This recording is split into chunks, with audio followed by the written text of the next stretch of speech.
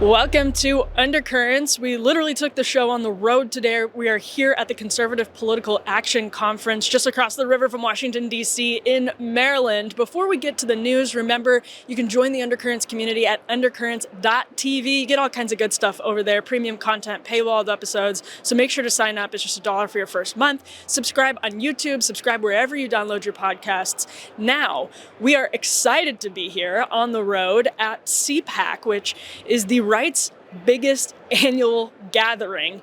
It is one of those conventions where just about everybody who's anybody in the conservative movement, the Republican Party, ends up coming to. The right has been doing this since the Reagan administration. It's where they sort of fellowship, strategize, and hear from some of the most high-profile people in the conservative movement. Vice President Vance was already here. President Trump is coming. Speaker Mike Johnson. All of the big figures on the right are here as Donald Trump marks officially 1 month of his second presidential administration. We were lucky enough to get a moment of Balash Orban's time.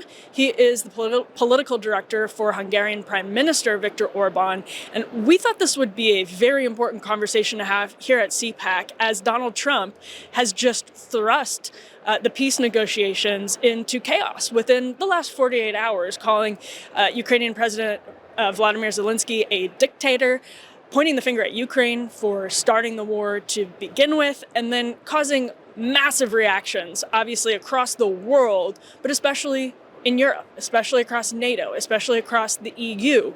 And Hungary plays a big role here. So our opportunity to talk a little bit about this with Balash Orban, somebody who knows a lot of folks in the Trump administration, somebody whose country and the administration that he's a part of is not an insignificant player at all in these very, very critical, timely conversations, and especially given that even before Donald Trump started talking about Zelensky in the last 48 hours in these very hostile terms, JD Vance's speech in Munich was seen as a real turning point for the United States' relationship with Europe. So we're very curious to hear from Balash Orban. He just spoke at CPAC earlier today. He's seeing all kinds of people that he's friendly and familiar with here at CPAC, and we're eager to get a chance to pick his brain, talk to him a little bit about the relationship between these countries, between the US, the EU, and NATO at such a critical time.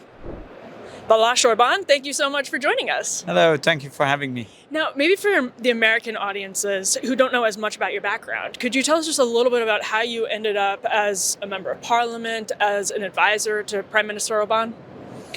Well, it's quite a long story, but I will be Start with your birthday. very, very short. I used to work for the Hungarian Heritage Foundation, if you can call it like that. And since 2018, I was asked to join the government as a strategic advisor and as somebody who is responsible for parliamentary debate, which I enjoy very much, debating with the opposition. And then since 2021, I'm working directly with the Prime Minister as his so-called political director. Now, it's actually must have been, on your end, interesting to develop a sort of right-of-center worldview in post-Soviet Eastern Europe. Could you tell us a little bit about what that was like and sort of where your worldview comes from? Because in America, we don't have that context. You know, Ronald Reagan was our president. But for you, that must have been quite a context to grow up in. Well, that's an interesting observation, but I think it's a little bit different in Hungary because for us, the Russian occupation was a temporary thing. Mm-hmm. So if I think about Hungary, I think about a 1,000 years old nation. Mm-hmm. And we have a very special national story. The Hungarian tribes originally were coming together in the Eastern Asian plains and made the decision 1,500 years ago to find a new home for themselves, and they moved towards the West. Mm-hmm. So if we talk about migration, we know what it means because we are also migrants. Mm-hmm. We occupied the territory, right, and we created a state 1,000 years ago. Mm-hmm. And since we are a landlocked country, but not a mind-locked country. Very special culture, very special language. surrounded by German, Slavic, Turkish people. And our national goal since then is to preserve what we have and provide security and prosperity for our people.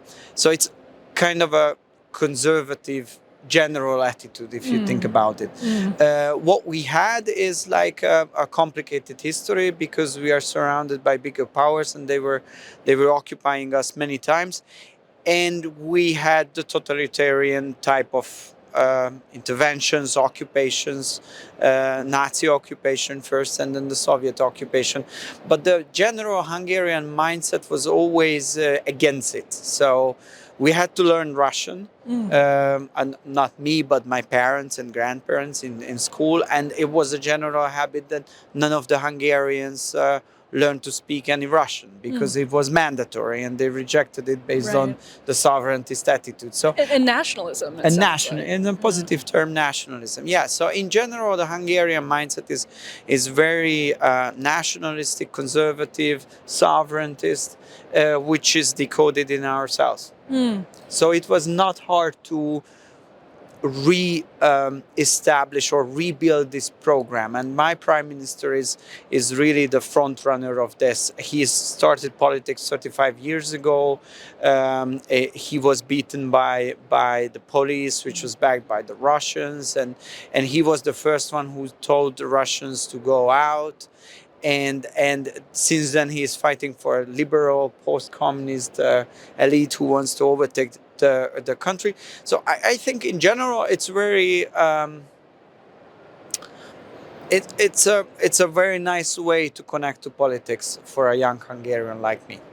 That's very interesting. And I know that you've had familiarity with things like CPAC and the American conservative movement for a long time. JD Vance gave a speech in Munich last week that felt to a lot of people in Europe like a turning point. And it's actually interesting because a lot of people in American conservative circles didn't talk about the phrase even that you just used, post-communist liberalism, for so long. It was sort of like, let Europe do what Europe does with these types of social and cultural rules and all of that, and we'll still have, a friendly alliance. And I'm curious how you interpreted Vice President Vance's address in Munich last week. Did it feel like a turning point to you? Want to optimize your metabolism? I found a powerful tool that helps, Lumen. Lumen is a handheld metabolic coach that measures your metabolism through your breath. The app shows if you're burning fat or carbs and provides personalized guidance on nutrition, workouts, and sleep. Just breathe into Lumen each morning. It reveals your metabolic state and gives you a tailored nutrition plan. Use it before and after workouts or meals for real-time insights into your body's fuel source. Your metabolism affects weight, energy, fitness, and sleep. Lumen helps optimize it. It even adapts to hormonal changes, helping manage energy and cravings over time. Take control of your metabolic health today. Visit lumen.me/undercurrents for 20% off. That's lumen.me/undercurrents for 20% off. Thank you, Lumen, for sponsoring this episode. I hope so. I hope it's a turning point. It was a very good speech. It was a very proper way of interpreting what's going on in Europe. We Hungarians, I keep saying the same for like 15 years because the leaders of the European Union, the Brazilian leaders, they are really on a very bad track. And many major traditional big European states and governments are also on a very bad track. And it's not it's objective what I'm saying. So I can prove it by numbers. Economic performance, social cohesion, the level of sovereignty, level of independent thinking, it all goes down. So in almost every single major European capital.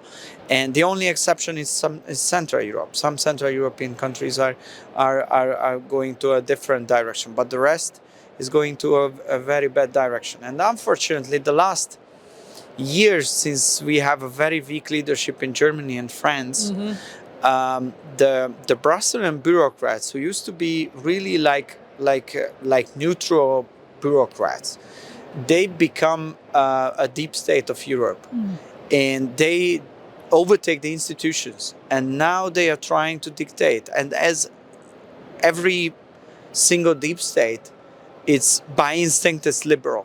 liberal, universalist, globalist. And they use their regulatory power, what they have, and what was put together by the member states, not to use against them, but to help the European cooperation in a peaceful way.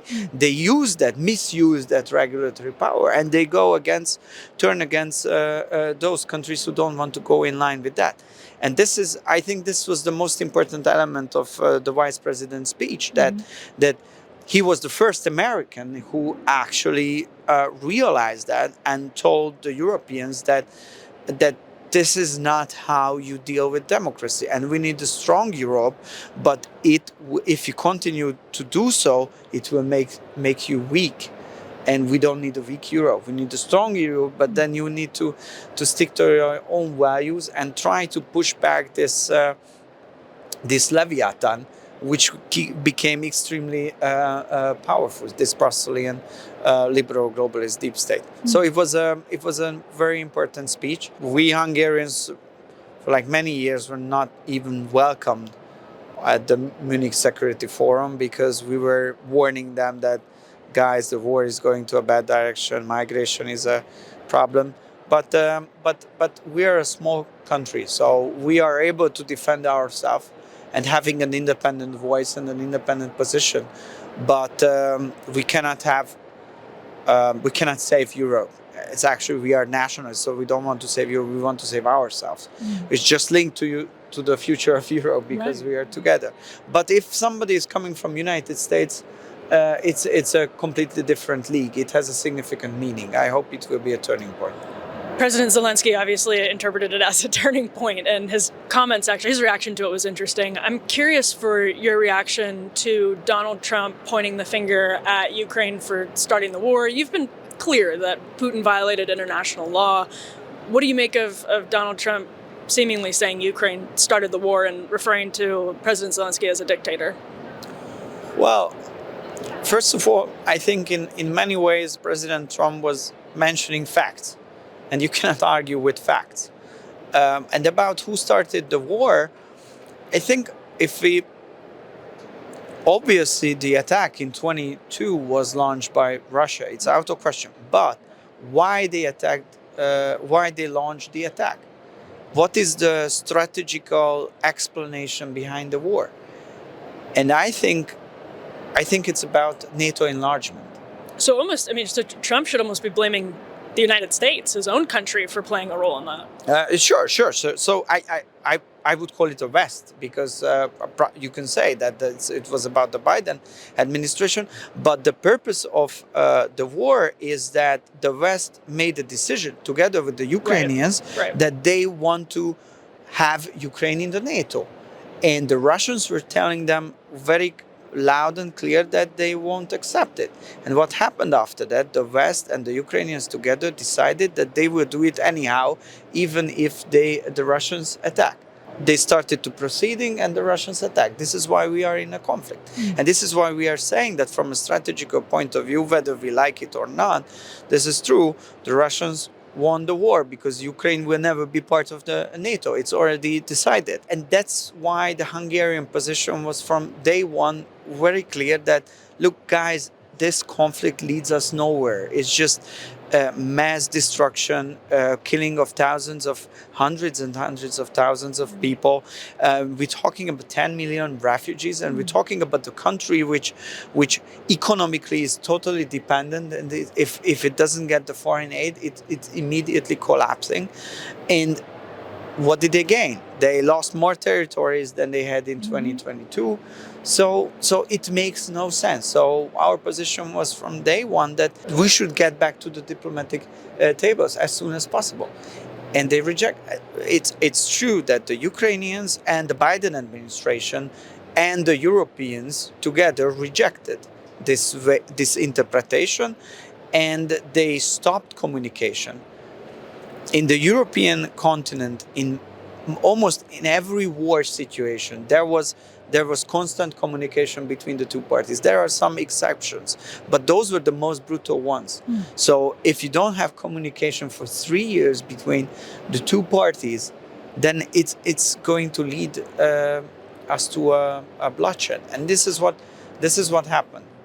And, many people in Europe obviously are sort of look at it from almost a totally different perspective, especially Western Europe, and say, this is Putin in these peace negotiations getting an inch of the Donbass actually makes things more dangerous. It puts us in greater danger because, everyone thought that they were appeasing, common comparison, Hitler inch by inch, and that he could be stopped. And we don't know that Putin doesn't have some type of Hitlerian designs on the rest of Europe. But from your vantage point in Hungary, why don't you share those concerns that appeasing Putin after several years of war will leave Europe more dangerous? I think it's because his NATO is far more stronger than Russia. So the Russians are realists in many ways. So they would not dare to attack NATO. It's not an imperial. So it's not Putin trying to put back together imperial Russia. Yes, Russians are acting like Russians, and they understand. The only thing they understand is force. But the question is whether they understand that NATO is a no-go zone for them, and I think they understand it. That's one thing, and the second thing. This is I was telling to many of my friends and our friends. Like I was arguing many times with the Polish foreign minister. Like if you keep saying in 1 minute that Russia is a danger towards entire Europe, and then in 1 minute later you say that Russia is too weak to even occupy Ukraine. You can say both things, but not right after each other, because it's a paradox. So either one is true or the other is true. So either it's too strong, or it's either it's a danger for everyone, or it's too weak to occupy Ukraine. And there is one historical experience of us Hungarians that with the Russians it's different. So when the war goes on and time is passing, they are not getting weaker, but they are getting stronger because of their internal dynamism. Right. And this was almost in every time the case. And this is why we were warning everybody that look, guys, even if you think that the time is on your side, it's not true. Most probably it's not true. Most probably the time is on the Russian side. So the sooner we stop the killing, it will be better for us for various reasons. So this is why we Hungarians, who are not, because of our historical experiences, we are definitely not friendly towards Russian imperialism in general. They occupied our country. This is not what you hear in the media, though. Yeah, of course, because everybody who is arguing against peace is treated as a Putin puppet. So this is the liberal media, and this is how they wanted to delegitimize ourselves. But the Hungarians in general are now not Slavic, not pro-Russian people. But we were foreseeing that if it goes to that direction, then it will be very bad for Europe, for Hungary, and I'm not here to judge the decision of others, but I'm telling you this quietly, bad for Ukraine, and this is actually what is happening, unfortunately. You're here in DC at a really critical moment. Tensions are incredibly high, and I wonder if you have a sense of, obviously as part of an administration that has a serious stake in what happens in these peace talks, where things are as we're speaking on Thursday evening. Well, I think first and foremost, the point that there are negotiations between United States of America and Russia, it's good. It's good because the possibility of something bad is happening and we end up in a NATO-Russia direct confrontation, which would literally mean Third World War. The chance of this is getting more and more limited. This is good. And there are immediate positive effects. Like, for example, in Hungary, the Hungarian currency is getting stronger, energy prices went down, stock markets went up. So it's like the people and the business, they feel that there is a hope, and hope provides optimism. And optimism, this is what we need right now. So having an ongoing negotiation, it's a good thing. I hope it will succeed. It's going to be very complicated, sometimes painful. It's a very complex issue because it will not only be about Ukraine, it has to be about the West and Russia, how we manage the relationship in the long term with Russia, whether we reintegrate them into the financial sector, how they have access to energy markets, whether they have access to energy market, and then the question that's not the number one question, that's the number 2, 3, 4 question is what will happen with Ukraine. And so it's going to be a complicated process, but the fact that there are negotiations are having very positive impacts on many things in Europe and in my country as well. People often refer to your prime minister as a dictator. Do you think Zelensky is a dictator? Well, it's like I'm following the debate about his social and political support at home. Right. So I see some polls which are saying one thing, and there are some other polls who are saying we should have elections. They should have elections, and then the voters will decide. So who am I to make a decision? I don't want to using harsh rhetorics on that, but you need to have elections.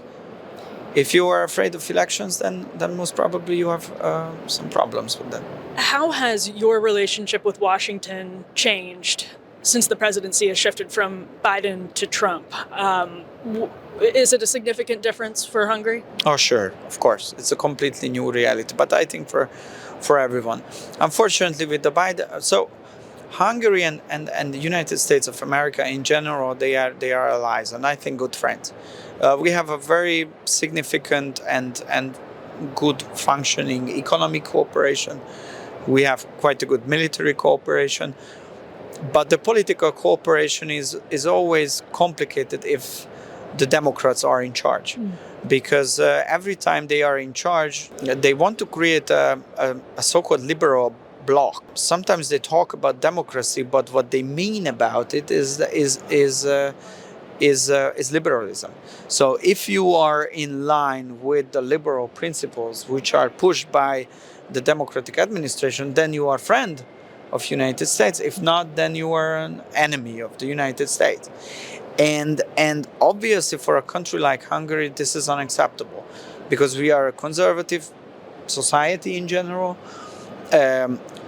People elected a conservative government, and United States of America on a government official side is acting openly against the government, financing the opposition media, financing the NGOs, trying to cause us problems in Brussels, telling them each and every time what should be done. So like we are, compared to the United States, definitely a small nation. But if the State Secretary of United States of America comes to Hungary, it was Hillary Clinton back in time, and giving us a one-pager that these are the 12 points where we should modify the Hungarian constitution if we want to have good relationship with the United States of America. So if you are a Hungarian patriot, what can you say? Can I ask on that point? No, thank you. So this is what we said. So on that point, I think it's interesting that part of Trump's peace agreement here is getting Zelensky to accept what the Telegraph described as, quote, economic colonization of Ukraine with this significant mineral economic deal with rare earth minerals and Ukraine's vast resources. Is that, I mean, I've, as a conservative, watched what's happened with the dismantling of USAID and seen this as a really good thing because some of this genuine economic colonization has backfired on the United States and has been really unfair to countries like Hungary. So from your vantage point, does that seem like something that potentially sets the situation up for long-term failure or tension to have Trump come in and try to have that level? I think it's a little bit different situation because the previous administration and Ukraine were teamed up in a kind of a war management strategy. It was obvious from day one that the American support is not coming from like a gift or a liberal gift, but there was a kind of a strategic goal behind it which they shared. So I think, and I as I keep following the communication of the Trump administration, they are very honest and transparent, and they say that, okay, you guys, you can go to another direction. It's up to you to decide your country's future, but then you cannot rely on United States continuous support.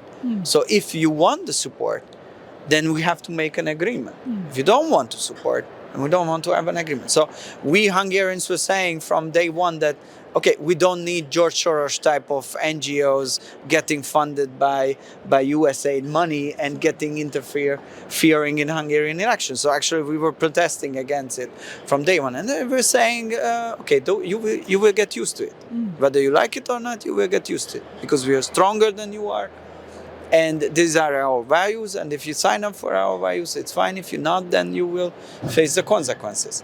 So this is the general attitude which in the last years caused a general decline of pro-American voices all over the world, because it wasn't sympathetic at all.